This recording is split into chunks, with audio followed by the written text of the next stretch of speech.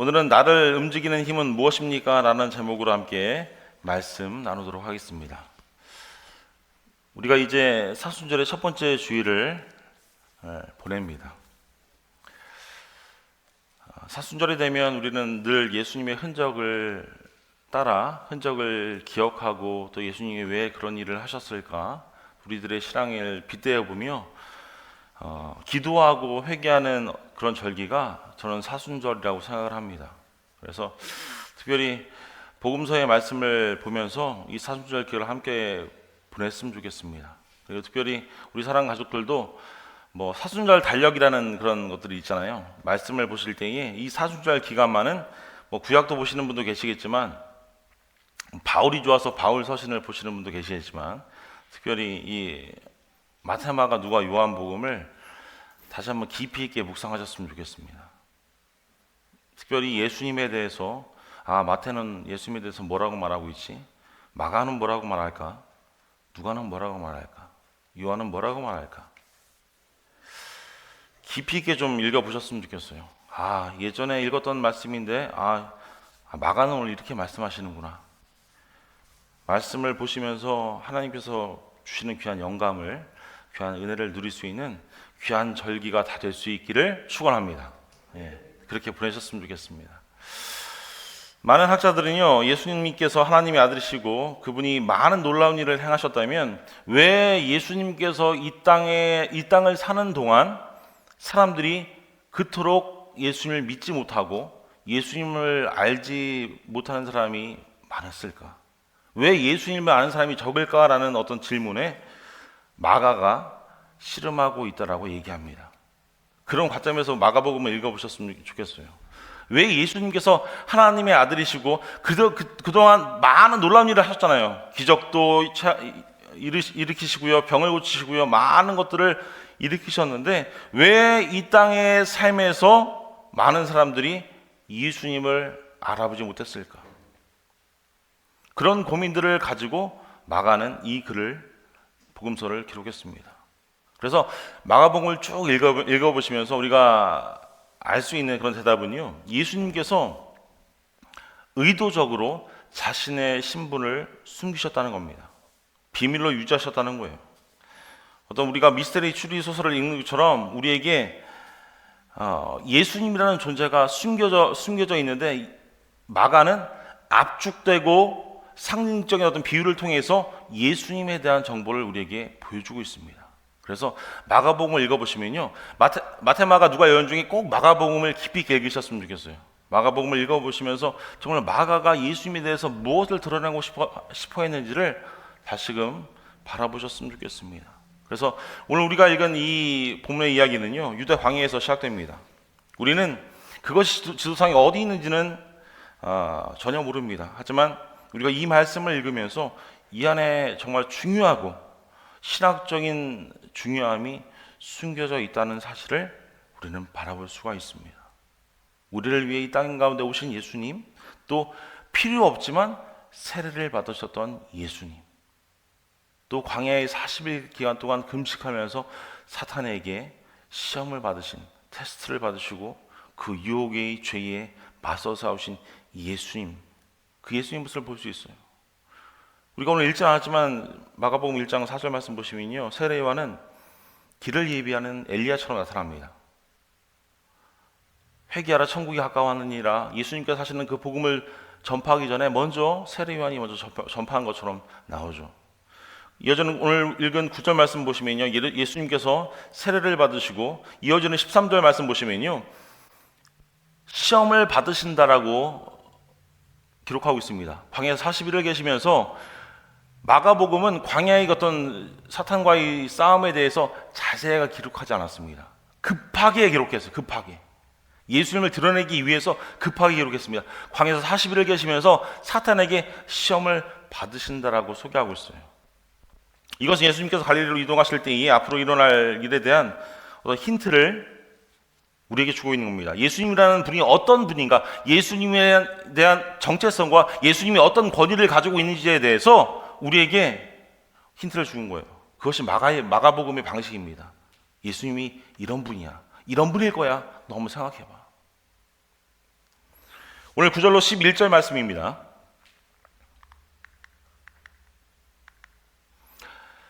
그때 예수께서 갈릴리 나사렛로부터 와서 요단강에서 요한에게 세례를 받으시고 곧 물에서 올라오실새 하늘이 갈라짐과 성령이 비둘기같이 자기에게 내려오심을 보시더니 하늘로부터 소리가 나기를 너는 내 사랑하는 아들이라 내가 너를 기뻐하노라 하시니라. 아멘. 방금 예수님께서는 세례를 마치셨습니다. 그리고 어떻게 선포되셨죠? 하늘에서 소리가 있었는데 하나님의 아들로 선포가 된 거예요. 예수님은 하나님 자신입니다. 하지만 이 땅 가운데 오신 인간으로 오신 예수님께 하나님께서 선포하시는 겁니다. 너는 내 사랑하는 아들이야. 예수님께서 요단강에서 세례를 받으시고 올라오실 때 이 하늘이 갈라지고 성령이 비둘기같이 그 위에 내려오셨다고 말씀합니다. 그때 하나님께서 나에게 하시는 그 말씀 가운데 아버지와 아들과의 관계를 확증하는 음성을 예수님은 들었어요. 인간의 모습으로 오신 분이 성육신하신 분이 하나님이 성육신하신 분이 예수 그리스도의 모습입니다. 예수님께서는 자신의 정체성에 대해서 분명히 말씀하시는 겁니다. 아, 내가 하나님의 아들로서 이 땅 가운데 왔어. 그리고는 이제 움직이라는 명령을 받습니다. 예수님께는 임무가 있죠. 그래서 세례라는 것은요, 예수님께 있어서 예수님의 참된 정체성을 발견할 수 있습니다. 제가 정체성이라고 이야기 드리면 좀 어렵지만 예수님께서는 우리가 알고 있다시피 세례를 받을 필요가 있으신 분입니까? 없으신 분입니까? 없으신 분이에요. 예수님은 세례가 필요하지 않으신 분입니다. 근데 왜 예수님께서 세례를 받으셨을까요? 그런 질문을 할 수 있죠. 우리 인간은 세례를 받을 수 있습니다. 왜? 죄에 대한 어떤 회복이 필요하니까. 죄의 씻음을 받기 위해서 세례를 받습니다. 그리고 세례 요한이 이미 세례에 대해서 이야기할 때에 회개하라라는 그 복음을 증거하면서 너희가 세례 받고 복음으로 회개해야 돼. 복음 가운데 회개해야 돼라는 말씀을 주셨습니다. 근데 예수님으로 이어지는 이 장면에서 왜 예수님은 세례를 받아야만 했을까? 성경을 쭉 읽어보신 분들은 잘 아시리라 생각합니다. 레위기에 보면요, 레위기 1장과 4장 말씀 보시면 제물을 하나님께 드릴 때에 그 제물에다가 죄인이 안수를 합니다. 오늘 성경 말씀은 세례를 받으시고 안수하셨다고, 세례요한이 안수하였다고 이야기하고 있는데, 안수하는 의미는 무엇입니까? 내 안에 있는 모든 죄들을 비둘기면 비둘기, 양이면 양, 내가 하나님께 드리는 그 제물에다가 얹히는 거예요. 넘기는 겁니다. 세례라는 의미, 그리고 그 다음에 안수했다는 의미가 그런 의미예요. 우리 안에 있는 모든 죄악들을 예수님께 넘긴 겁니다. 그래서 예수님께서 세례를 받으신 거예요. 인간으로 오신 예수님, 신적인 하나님의 모습을 다 버리신 겁니다. 나는 하나님의 능력도 있었고 권위도 있었고 이 모든 십자가의 고난들을 밟고 가지 않으실 수 있음에도 불구하고 예수님께서는 그것을 알고 계셨지만 겸손하게 순종함으로 받으신 겁니다. 저는 사순절의 기간 동안에 십자가를 생각하면서 예수님의 순종을 우리가 배웠으면 좋겠습니다. 예수님께서 왜 세례를 받으셨을까? 왜 그 능력의 권위 있는 하나님께서 이 땅 가운데 오셨을 때에 수많은 이적들을 베푸시고 수많은 병자들을 고치시고 수많은 치유하심과 많은 역사를 이루셨는데 그렇게 능력이 있는 예수님께서 왜 세례를 받으셨고 왜 인간의 똑같은 모습으로 안수를 받으셨을까? 우리를 위한 안수입니다. 우리를 위한 세례예요.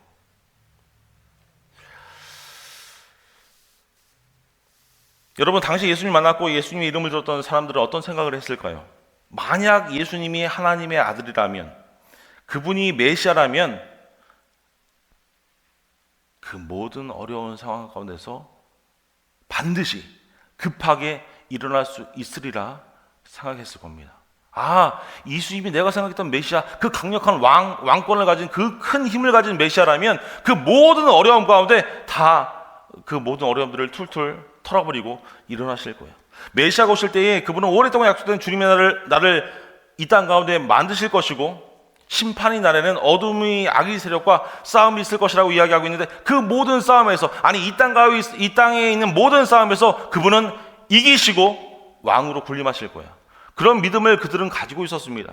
만약에 예수님께서 하나님의 아들이라면 그분의 삶이 사탄과의 그 악과의 대결로 시작되는데, 그의 사역 전체가 선악과의 어떤 대결에서 늘 승리할 거라고 많은 사람들이 예상했습니다. 연약하지 않을 것이라고 예상했을 거예요. 내가 알고 있던 그 구약의 메시아가 나의 삶 가운데 오시면 내가 그 메시아만 믿는다면 나의 삶이 더 승리하고 더 평안해질 거야. 더 풍성해질 거야. 예수님께서는요, 자신의 진정한 목적을 세례를 받으신 후에 확신하시게 된 겁니다. 하나님께서 이야기하셨을 때에, 그래, 너도 능력이 있고 너도 권능이 있지만 너는 하나님의 아들이야. 나의 아들이야. 그리고 세례를 받으신 후에 가장 먼저 일어난 일은 무엇입니까? 오늘 12절 말씀입니다. 성령이 곧 예수를 광야로 몰아내신지라. 세례를 받았습니다. 이 광경을 한번 상상해 보셨으면 좋겠어요. 세례를 받고 하늘이 열리고 성령이 이제 예수님께 비둘기같이 임하면서 하나님께 이야기하시는 겁니다. 야, 너는 내 사랑하는 아들이야. 너 사랑할 거야. 축복할 거야. 그런데 축복을 받자마자 너 이제 가야 돼. 성령이 몰아내시는 겁니다. 하나님께서 몰아내시는 거예요. 오늘 말씀 보시면 곧이라고 이야기합니다. 성령이 곧 즉시 예수님을 광야로 몰아내신지라. 예수님은 자신이 이 광야의 시간 가운데, 광야의 뜰 가운데, 그 유혹의 시간 가운데, 죄 가운데 들어가지 않을 수 없음을 발견하는 겁니다. 쫓겨나는 거예요. 초대받지 않아도 가야 되는 겁니다. 허락되지 않았지만 강제되고 강요되었습니다. 어떻게 해요? 하나님께서 예수를 광야로 몰아내셨기 때문에. 하나님은 예수님 안에서 강력하게 역사하시고 악의 세력과 사단과의 어떤 대결이 말씀 가운데 큰 핵심이기 때문에 그것을 보여주기 위해서 예수 그리스도를 광야로 내미셨어요. 오늘 말씀 성령이 예수님을 광야로 몰아내셨다고 말씀할 때에 여기서 쓰인 동사는요, 몰아내셨다는 의미는 예수님께서 성전을 깨끗하게 하실 때에 노끈으로 채찍을 만들어서 막 바닥을 치며 동물들을 내쫓았을 때 쓰었던 그 동사와 같습니다. 내보내는 거예요. 강제적으로 내보내는 거예요. 내 성전을 왜 더럽게 장사의 소굴로 만드느냐. 예수님께서 화내셨을 때에 너 빨리 나가야 돼. 여기 있을 수 없어. 라는 그런 똑같은 동사를 사용하셔서 이렇게 표현하고 있는 겁니다. 예수님을 채찍으로 치시는 건 아니지만 하나님께서 이렇게 미시는 거예요. 너 빨리 가야 돼. 이 자리에 있을 수 없어. 그래서 우리가 성경 보면 아시죠? 갈릴리에서 유대까지, 이 회당에서 저 회당으로, 이 동네에서 저 동네로, 산을 넘어서 광야까지. 여러분, 우리가 이 마가복음의 말씀을 가까이 접하게 되면요, 우리 예수님의 삶에서 보이는 그 삶의 원동력은요, 하나님 아버지의 뜻을 행하려는 강력한 열망이 있습니다. 또 하나는요, 불쌍하고 가련하게 여기는 연민의 마음, 사랑의 불이 예수님께 있었다는 사실을 우리는 바라볼 수 있습니다. 이 두 가지 포인트를 가지고 마가복음을 읽으셨으면 좋겠습니다.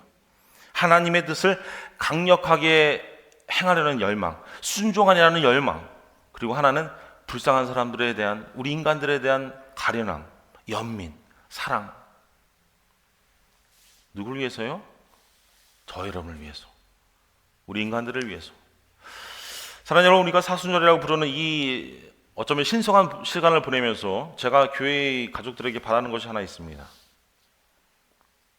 정말 나의 삶을 이끄는 것이 무엇인지를 살펴보셨으면 좋겠어요. 나를 살펴보셨으면 나와 관계한 사람들이 있죠. 나의 남편, 아내, 자녀들. 우리 가정을 이끄는 것이 무엇인가? 그리고 우리가 주일마다 예배를 드리잖아요. 바이질리아 하는 교회라는 공동체로 왜 나를 부르셨을까?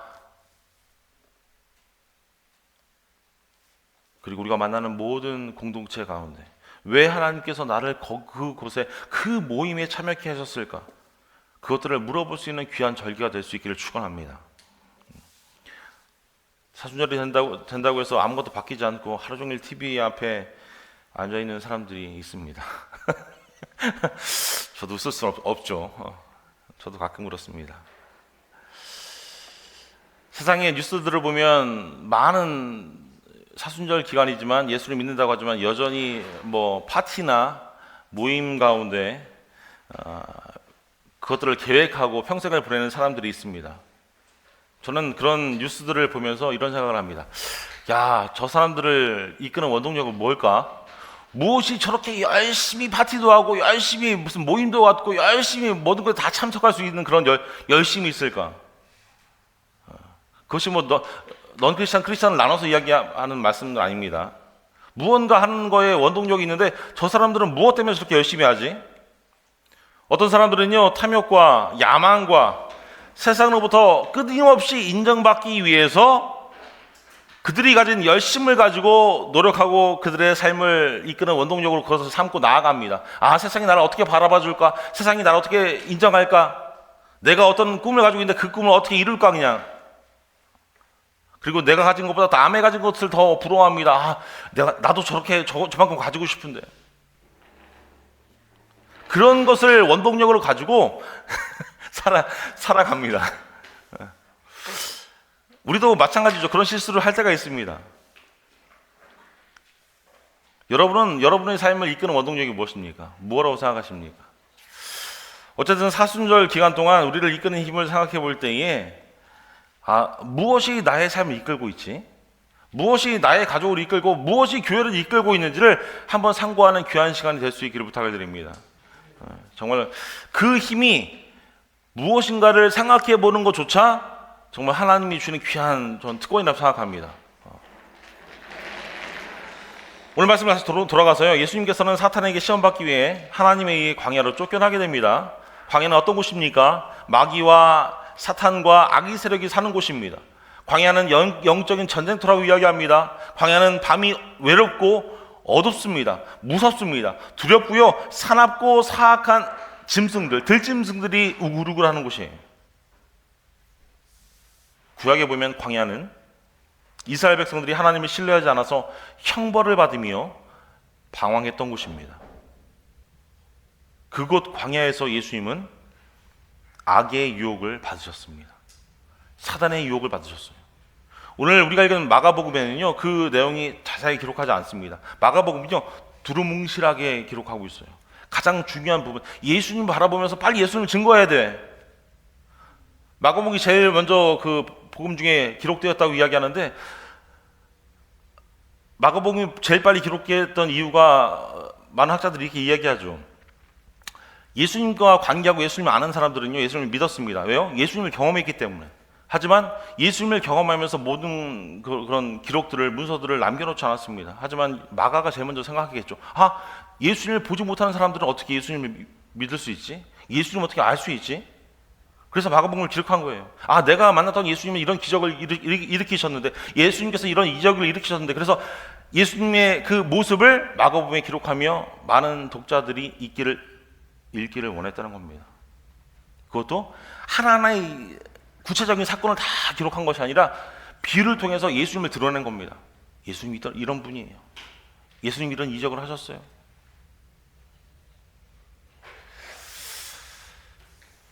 말씀은 다시 돌아갑니다. 그래서 광야에서 악의 유혹을, 사단의 유혹을, 어떤 죄와의 싸움을 하셨음에도 불구하고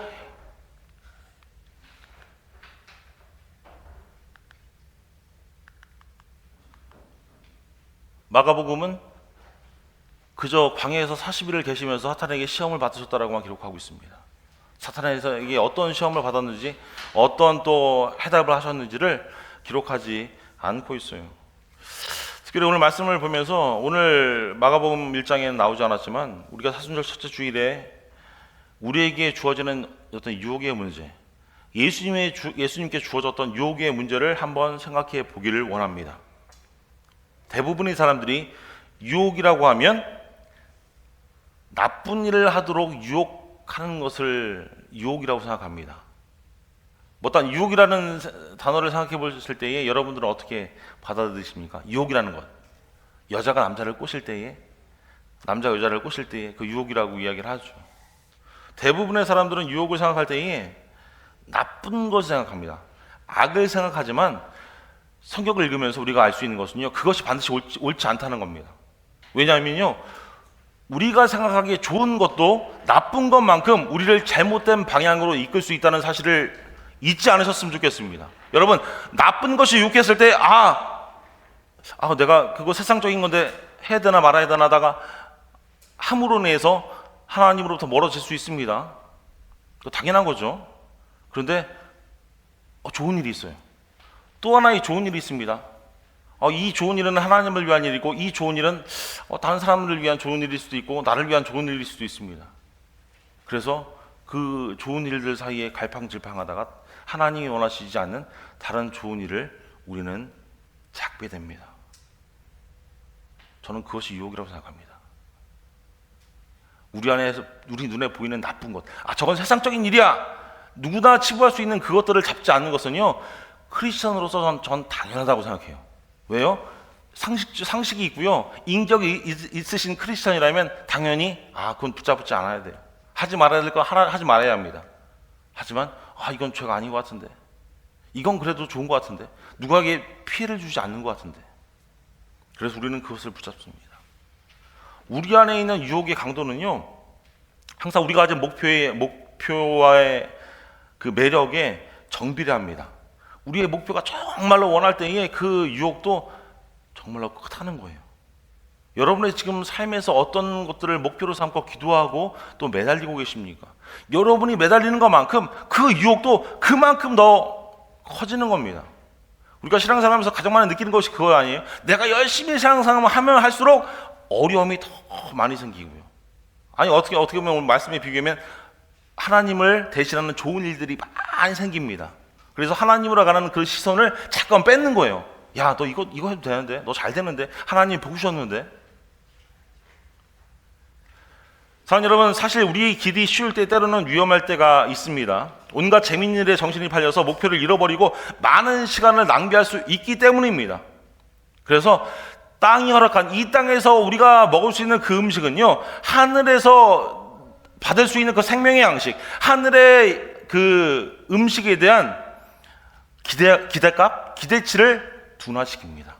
이 땅에서 너무나 맛있는 걸 먹기 때문에 하늘에서 나에게 맛있는 걸 주심에도 불구하고 그것이 그냥 둔화되는 거예요. 식욕이 떨어지는 겁니다. 하나님, 내가 이 땅에서 맛있는 걸 배가 터지도록 먹고 있습니다. 하나님께서 주시는 그 맛있는 것 아무도 느껴지지 않아요. 그래서 이 땅에서 잘 될 때에 우리는 더 하나님을 바라봐야 합니다. 너무 힘들죠? 내가 잘 될 때는 하나님 바라보지 않습니다. 바라보지 않는 거 아니라 덜 바라봅니다. 우리 주변의 세상을 보십시오. 뉴스를 보십시오. 세속주의와 자기 쾌락에 떠들고 있는 풍족한 이 세상을 보십시오. 특별히 미국 땅을 보십시오. 경제가 어렵다고 이야기하지만 다른 아프리카나 어려운 그 나라들과 비교해서 이 땅 어떻습니까? 넉넉하잖아요. 먹을 것이 남아 돌잖아요. 쓰레기통을 뒤지면 먹을 것이 있잖아요. 반대로 우리가 알고 있는 굶주린 사람들은 어떻습니까? 그들은 믿음밖에 없어요. 믿음이 더 강해집니다. 아무리 뒤져도 먹을 것도 없고요, 아무런 비전도 바라볼 수 없습니다. 사랑하는 여러분, 우리는 나쁜 일을 두려워하는 것만큼 좋은 일도 두려워할 줄로 믿습니다. 나 너무 잘 되는데 왜 하나님께서 나에게 잘 되게 하실까를 생각해 보셨으면 좋겠어요. 제가 지난주에 말씀드렸죠. 미운 자식 떡 하나 더 준다라는 말씀을 드렸잖아요. 그런 뉘앙스로 말씀드렸잖아요. 안 될 때에 하나님은 달래주실 때가 있습니다. 달래주실 때에 우리는 착각하죠. 내가 신앙생활 잘하고 있구나, 내가 믿음생활 잘하고 있구나, 하나님께서 이렇게 축복하셨구나. 오늘 말씀으로 돌아가서 우리가 정말 악한 것을 보면요, 우리는 돌아서게 됩니다. 그런데 곰곰이 생각해 보세요. 여러분들을 하나님으로부터 멀어지게 하는 것들은 무엇이었습니까? 나쁜 것이었습니까? 아니에요. 제가 어제 말씀을 준비하면서 곰곰이 생각해보니까 하나님과 나의 관계를 자꾸만 떨어뜨린 것은 좋은 겁니다. 값진 겁니다. 그래서 하나님으로부터 한 걸음 멀어지는 거예요. 이 좋은 것을 얻기 위해, 이 좋은 것을 잘 관리하기 위해.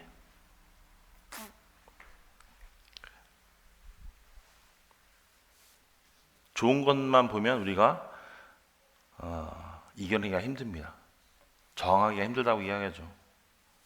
좋은 것 싫어하는 사람 없으니까요. 우리 삶의 대부분의 경우 우리의 선택은요, 좋은 것과 나쁜 것의 선택이 아닙니다, 여러분. 오히려 무엇이 좋고 무엇이 가장 좋을지. 사단은요, 결코 적으로, 원수로, 무서운 짐승으로 보이지 않습니다. 우리는 사단을 생각할 때에 그렇게 생각합니다. 아, 사단 뿔이 있고 꼬리가 있고 아주 그냥 그 간교한 혀로 우리를 속이는 그런 뱀 같은 그런 존재야. 하지만 제 경험에 비춰보면요, 사단은 매력적입니다. 매력적이에요. 다른 사람들보다는 매력적이에요. 어떨 때는요, 하나님보다 매력적으로 느껴집니다. 때로는 나의 이익을 위해서 최선을 다하는 그런 나를 사랑하는 사람처럼 느껴질 때가 있어요. 사랑하는 친구, 사랑하는 가족처럼 느껴질 때가 있습니다. 사랑하는 여러분, 이 사순절 기간에 우리는 이런 사단이 주는 유혹에 저항할 수 있는 지혜와 힘을 찾기 위해 기도하셨으면 좋겠습니다. 그런 친구가 나를 위해서 뭐를 더 해줄까, 그걸 기대하지 마시고요, 그런 유혹을 이길 수 있는 지혜를 구하셨으면 좋겠어요. 특히 우리 눈에 좋아 보이는 것들 있잖아요. 우리가 선택할 때 좋은 것과 최고의 사이에 있을 때에 우리는 무엇을 선택하는지를 생각해 보셨으면 좋겠어요. 오늘 말씀 가운데 마가는요, 그 마가복음을 듣는 첫 청중들에게 이스라엘 광야의 40년에 대한 기억과 그 이야기를 떠오르게 했을 겁니다. 광야에서 40일 동안 금식하며 사탄에게 시험을 받으신 예수님에 대한 말씀을 들음으로써 그들은 예수님께서 인간인 자기 자신들을 아신다는 것을 깨달았습니다. 40일 동안 금식하고 굶주리면서 힘들게 사단과의 싸움을 하신 예수님의 이야기를 들으며 다른 사람들은, 청중들은 이렇게 생각했다는 거예요. 아, 예수님이 힘드셨구나. 예수님이 저런 싸움을 하셨구나. 예수님은 우리와 똑같은 인간이구나. 예수님도 우리와 똑같은 시련을 경험하고 계시는구나. 그런데 예수님의 삶을 쭉 보니까 40일간의 그 금식 가운데 사단과의 싸움에서, 죄와의 싸움에서 승리한 그 말씀을 보았을 때에 우리의 삶을 비교해 보니까 너무 자주 시험에 실패하고 하나님을 대적하고 하나님의 진노를 받을 수밖에 없지만 예수님이라는 분을 볼 때에 승리할 수 있구나, 그런 희망이 생기는 겁니다. 말씀 보시면요, 들짐승이나 야생 동물들은 다 예수님 앞에서 길들여졌다라고 이야기합니다. 40일을 계시면 사탄에게 시험을 받으시며 이기셨죠. 들짐승과 함께 계셨는데 들짐승이 어떤 해도 가하지 못했습니다. 들짐승과 함께 계셨다라고 이야기하고 있습니다. 천사들이 수발을 들었다라고 이야기하고 있습니다.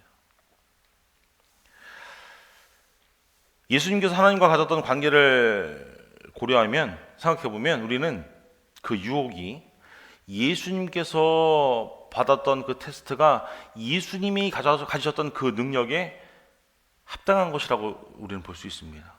예수님은 그만큼의 능력이 있으셨던 분이에요. 그래서 그만큼의 능력 가운데 테스트를 받으셨을 때에 그 테스트를 통과할 만한 능력을 가지고 있으셨기 때문에 그런 어려운 사단의 시험을 통과할 수 있으셨어요. 여러분, 다시 한번 제가 조금 전에 말씀드린 걸로 돌아가 보면요, 우리가 가진 능력과 우리가 가진 어떤 권력과 우리가 가진 영향력, 이것이 크면 클수록 우리가 받는 유혹도 커지게 되는 겁니다. 내가 가진 것이 없고요, 내가 별 볼 일 없고요, 내가 능력이 없으면 내가 느껴지는 유혹은요, 다른 사람과 비교할 때 다른 유혹입니다. 그 사람이 10개의 유혹이면요, 나는 하나의 유혹이 될 수 있어요. 하지만 그 하나의 유혹도 그 다른 사람이 10개의 유혹을 가지고 있는 만큼 힘든 겁니다. 비교해서 말씀드리는 거예요. 유혹은요, 똑같습니다.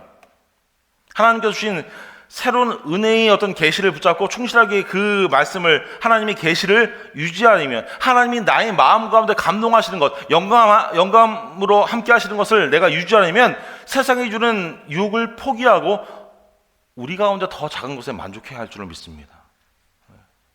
이러한 현실은요, 예수님의 경우와 같이 우리도 마찬가지예요. 하나님 은혜를 사모하며 따르는 자로서 우리에게 가장 큰 유혹은 무엇입니까? 항상 우리가 무엇이 될지에 대해 새로운 어떤 하나님이 주시는 계시라고 하면 어렵지만 하나님이 우리에게 주시는 감동의 그 마음, 그 감동의 마음 가운데 우리가 축복을 받고 영감을 받은 직후에 우리에게도 똑같은 유혹이 올 겁니다. 너는 내 사랑하는 아들이야. 내가 너를 아끼고 너를 나의 길로, 적과 꿀이 흐르는 그 약속의 땅으로, 저 푸른 풀밭으로 너를 이끌 거야 라는 그런 약속의 말씀, 어떤 감사하는 말씀을 받은 직후에 하나님은 우리를 어디에 놓으시는 거예요? 유혹의 자리에 놓으시는 거예요. 그래서 유혹은 언제나 동일합니다. 새로운 비전을 포기하고 너에게 주는 그런 하나님이 주는 감동을 외면하고 하나님이 말씀 가운데 허락하시는 그 말씀이 나에게 맞지 않아 라고 하는 것이 유혹입니다. 그거 너에게 주시는 말씀이 아니야, 착각한 거야 라고 하는 사단의 방법이 그게 유혹이에요. 오늘 예수님께서는 자신이 하나님의 아들이라는 확신과 계시를 받으셨습니다. 하나님으로부터 음성을 들었어요. 그리고 이제 즉시 곧 광야로 가십니다. 거기서 그 부르심 가운데 하나님의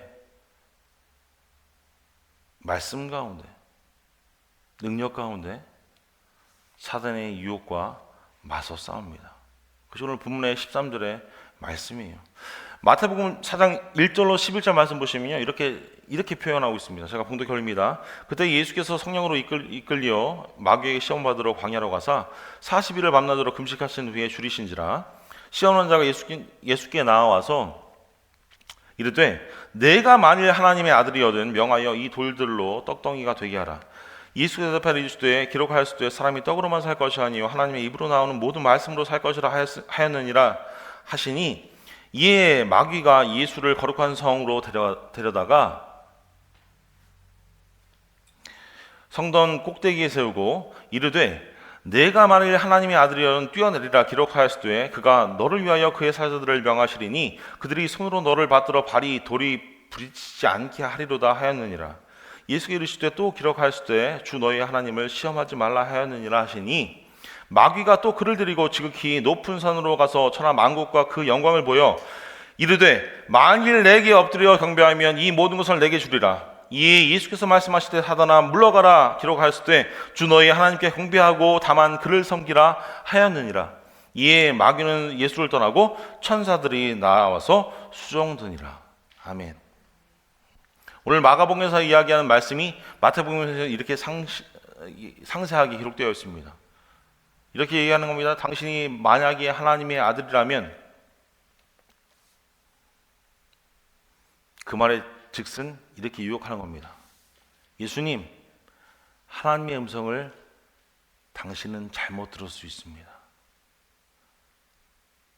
내 사랑하는 자여 기뻐하는 자라 당신을 위한 음성이 아니에요. 어쩌면 그 목소리는 다른 사람들을 위한 목소리일 수 있습니다. 당신이 하나님의 아들이라면 당신이 하나님의 아들임을 보여주는 그 큰 일을, 기적 같은 일을, 권능의 일을 하는 것이 낫습니다. 어쩌면 하나님의 아들에 대한 예수님께서 보이시는 금식하시고 시련 가운데 어려움을 경험하시는 그 모습들이 어쩌면 틀렸을 수도 있습니다. 마귀는 이렇게 시험하는 겁니다. 사단은 이렇게 시험하는 거예요. 어쩌면 예수님 당신은 기적을 일으켜야 할 수도 있습니다. 사람들이 원하는 것을 다 보여줘야 하고 그 능력을 베풀어야 하는 메시아가 될 수도 있습니다. 아니, 되어야 할 것입니다. 당신이 하나님의 아들이라면 가시 멸령과 십자가를 원하는 것이 아니라 권세를 갖고 이 나라 왕국을 다 다스려야 합니다. 그것이 사단 마귀가 예수님에게 한 그 시험입니다. 이렇게 얘기하는 거예요. 예수님, 예수님께서 정말로 그런 힘을 갖고 싶고 그런 책임을 지고 싶은지, 아니 새로운 비전을 품으며 정말로 예수님께서 이 땅 가운데 필요한 희생을 정말 예수님 마음 가운데 우러나서 진정으로 하려고 하시는 건지 다시금 생각해 보십시오.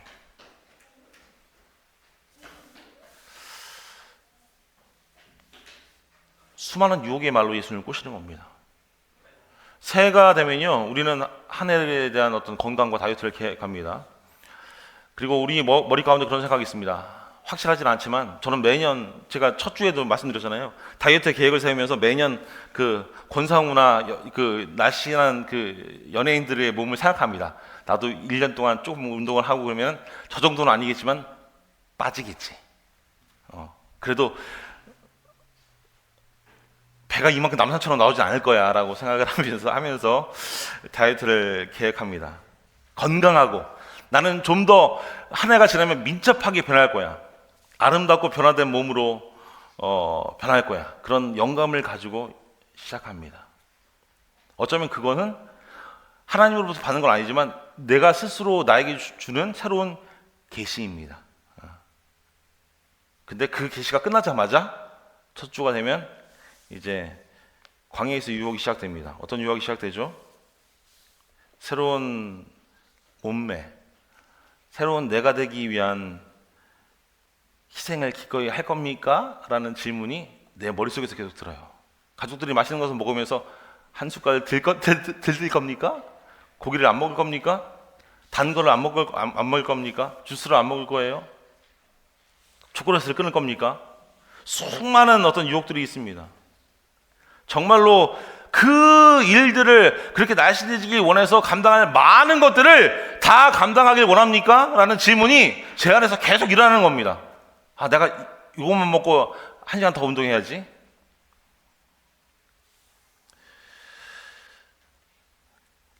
제가 이 말씀 왜 드리는지 아시겠죠? 부시 마시잖아요. 한 달 반이 지났는데 변함이 없습니다. 언제 어디서나 우리에게 주어지는 유혹은 동일하다고 저는 생각을 합니다.